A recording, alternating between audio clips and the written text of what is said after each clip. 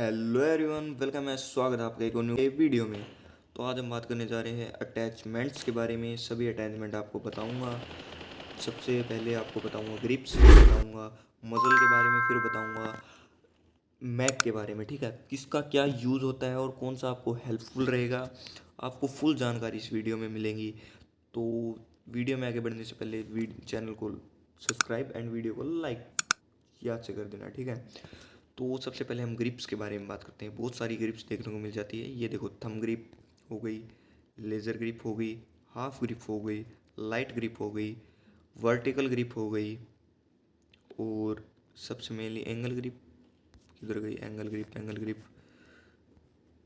Vertical grip, और उसके बाद एंगल ग्रिप। ठीक है, तो हमारे पास ये कुछ कितनी हो गई, 6 ग्रिप्स हैं। ठीक है, तो सबसे पहले मैं आपको ये सीधा बता दूंगा कौन सी लॉन्ग में काम आएगी, कौन सी मिड में, और कौन सी मतलब लॉन्ग स्प्रेस में, और कौन सी आप कैसे यूज़ कर सकते हो। सबसे पहले बात करते हैं लेज़र ग्रिप के बारे में। तो देखो, लेज़र ग्रिप का यूज़ है सिंपल है। अगर आप क्लोज में फाइट लेते हो, टीडीएम प्लेयर हो, तो लेज़र का ही यूज़ करना ना भूलें। देखो, बिना लेज़र आपका क्रोशियर जितना ओपन होगा आपको पता है उतनी दूर में बुलेट्स जाएंगी। अगर आप लेज़र ग्रिप का यूज़ करके चलाते हो तो आपका क्रोशियर ज़्यादा ओपन नहीं होगा और ज़्यादा बुलेट स्प्रेड्स नहीं होगा। ठीक है, ये देखो, तो आप मेनली इसका यूज़ ये है क्लोज रेंज में। ठीक है, आपके ज़्यादा हेड्स कनेक्ट होंगे और ये बुलेट्स को ज़्यादा इधर उधर नहीं जाने देगा, स्टेबल रखेगा उस हद तक, बहुत हद तक। टीडीएम प्लेयर हो तो इसका यूज़ आप कर सकते हो। और क्लोज रेंज में तो भाई क्या ही कहना। ठीक है, तो मेनली रोल इसका है क्लोज रेंज के लिए। अब इसको फेंकते हैं बाहर। अब बात करते हैं हम हमारी थंब ग्रिप के बारे में। देखो, थंब ग्रिप का यूज़ होता है अगर मान लो एक अचानक से बंदा आ जाए, आप स्कोप ओपन करके मारो तो स्कोप को बहुत जल्दी ओपन करता है ये। ठीक है, थंब ग्रिप। अगर देखो, बिना थंब ग्रिप स्कोप ओपन करे तो थोड़ा सा टाइम लेता है। ठीक है, और एडीएस को भी थोड़ा बहुत कंट्रोल करता है ये, मतलब इतना नहीं बट थोड़ा बहुत फ़र्क पड़ेगा, इफेक्ट पड़ेगा।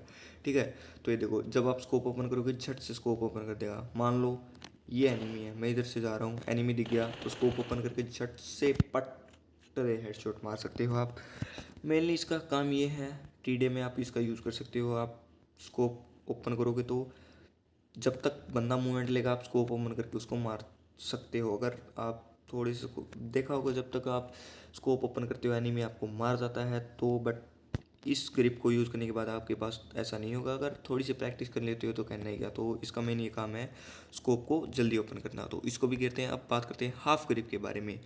तो ये आपका थोड़ा थोड़ा, जैसे देखो मैं 6x लगा के बताता हूँ।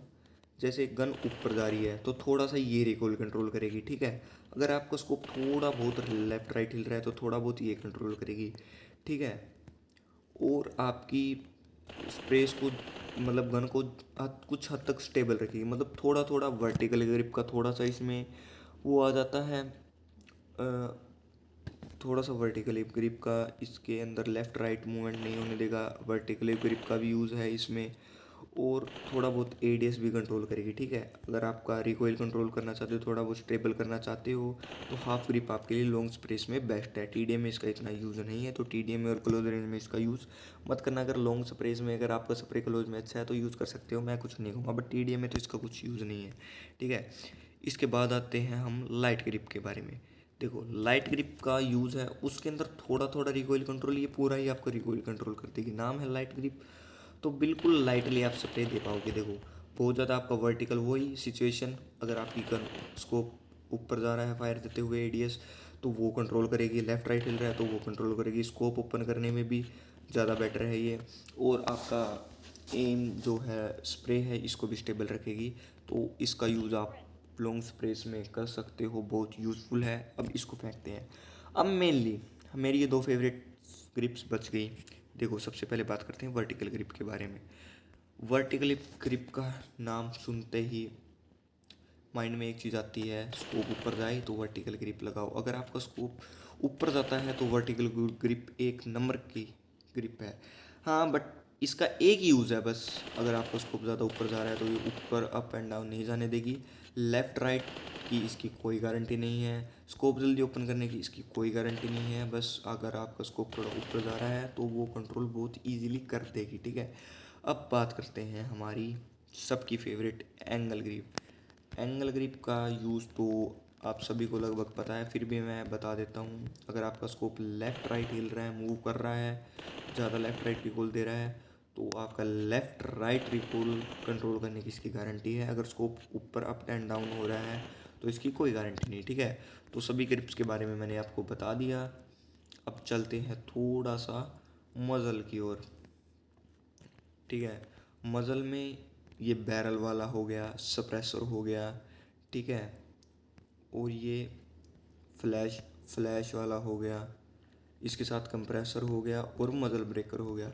तो सबसे पहले हम बात कर लेते हैं इसके बारे में, इसके बैरल वाले के बारे में।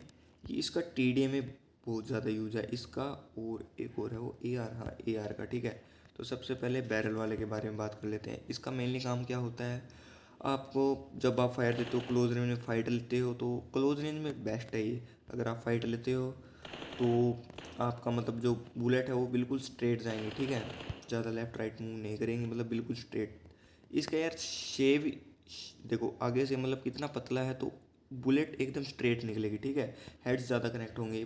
टीडीएम में एक नंबर, टीडीएम में आप इसका यूज़ करो, 100% करो, मैं खुद यूज़ करता हूँ, ठीक है। इसके बाद आता है हमारा सप्रेसर एआर। भाई ये तो मुझे इतना कंफ्यूज करता है, मैं इसका हालांकि यूज़ नहीं करता। लॉन्ग में तो इसका कुछ काम नहीं है। लॉन्ग में अगर आप छुप के खेलते हो या रैंक पुश कर रहे हो, आप चाहते हो सामने, मान लो आपके पास सिचुएशन आ जाए ऐसी, मान लो यहाँ पे हील पे बंदे हैं, आप इधर छुपे हुए हो, आपके पीछे आ जाए बोट, तो आप टैप टैप करके मार सकते हो बोट को, ये सप्रेसर लगा के। और वैसे भी आपको जो फ्लैश निकलता है जब आप गोलियां चलाते हो, तो एक अजीब सा फ्लैश दिखता है जिससे आपकी लोकेशन, आप लेटे रहते हो तो रिवील हो जाती है, तो फ्लैश को भी ये बिल्कुल हाइड कर देता है।